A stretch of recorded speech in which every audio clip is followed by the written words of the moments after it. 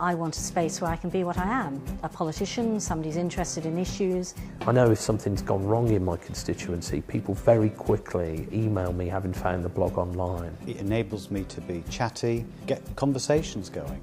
There is a much better debate using my blog in a way that really I couldn't have done through the traditional media.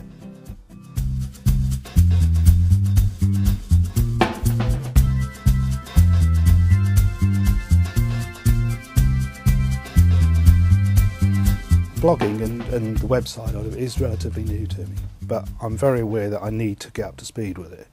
One of the things in particular that I do for this authority is work in children's services.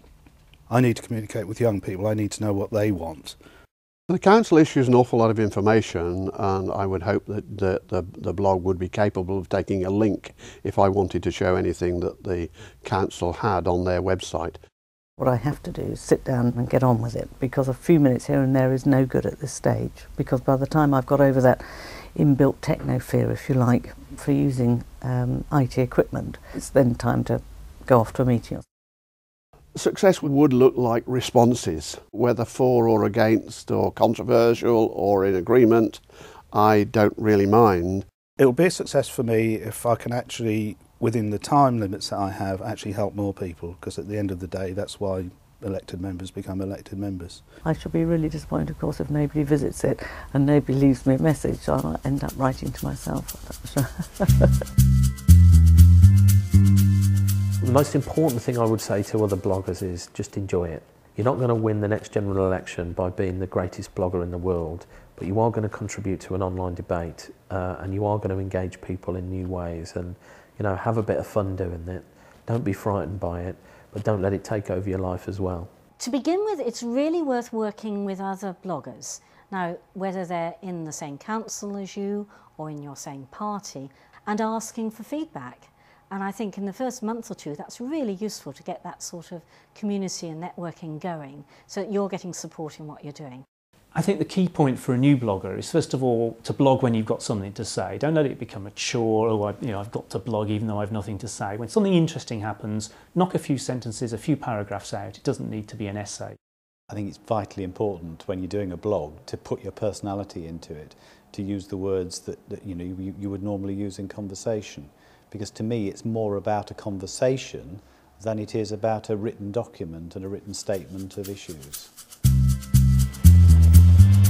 At the moment what we're looking at is what will be the new entrance to the school. One of the concerns that I think we will have in September when this school opens will be the fact that it's going to be more pupils, more parents, more movement of traffic. We'll have to manage that. One of the things I'm hoping to benefit from using the blog is to improve that communication, so that hopefully I can help let my residents know what we're doing collectively to make sure that not only do they have a new school, they have a new school with relatively little pain. Having now got into the system, into the habit, if you like, of looking at the blog, I don't have to keep trying to think what is my passcode, all those sorts of things. I feel comfortable with that, so I now need to move on into the more technical. But I have to say, I feel very positive about it. We're going off the A146 now. There is a school which is on the edge of the road. It's still a 50-mile-an-hour zone, and those people who don't care about speed limits at all anyway will be going down there without a thought for children who may be walking there. So if we can put in a sign which says 40 miles an hour outside of that school, or 30 miles an hour outside of that school, then at least we can then get the police to come along and enforce that speed limit occasionally. I would like to think that the blog will work, but I have to tell you that you're looking at a little bit of a skeptic. Really, how many people are going to see it, how we can get this across to the residents of my division that this is available to them. If ever I write about an organisation or somebody in the area, especially if I've written something nice about them, I always drop them an email. They're usually really pleased that somebody's written something about them very publicly.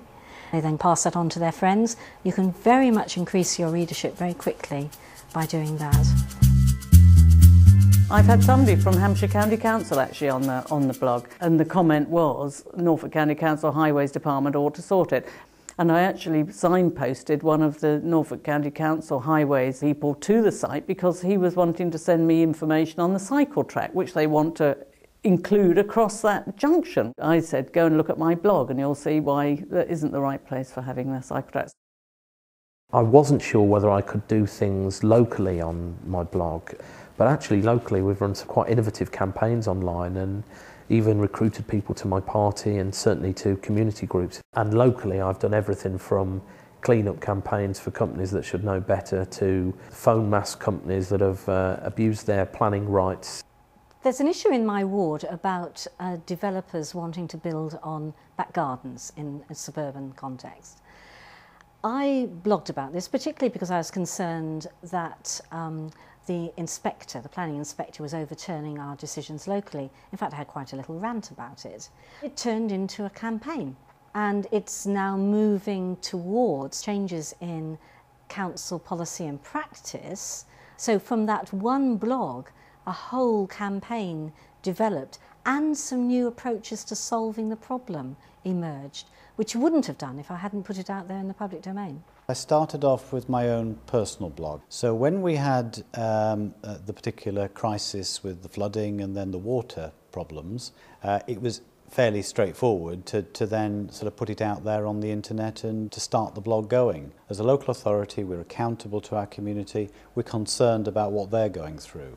And this was a real opportunity for us to say, yeah, we understand what's going on for you. Actually, it's going on for us as well. We can't bath, we can't shower, we can't boil a kettle. So it was a conversation that really brought people together. The opportunity was there really to adopt a different style and a more engaging style.